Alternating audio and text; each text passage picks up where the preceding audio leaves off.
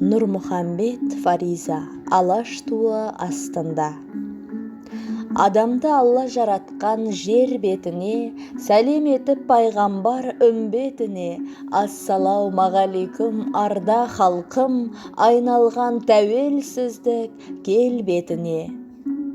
Азаттығым, айбыным, ел бағысың, бабаларым күрескен ел қам үшін, тілім, дінім, жерім деп жан таласты, қолдан бермей өлгенше ер намысын. Алма ғайып кезеңде амал тауып, ойландырмай төнетін қамал қауіп, тәуелсіздік төрінде шалқайсын деп, ұрпақтарын жеткізген аман сауғып. Бай елміз деп кеудені мақтангерді, сеземіз бе маңдайдан аққан терді, қызғыштай боп қорғаған арыстарым, 5 тиынға біреулер сатқан жерді.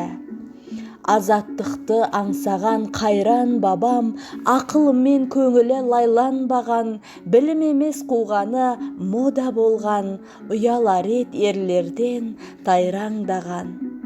Бірін қойып жете алмай бірін айтып, көншейді екен мынау пәк көңіл қайтып, бұрынғының алашы болмасам да, бүгінгіге жаусыншы тілім жайпап.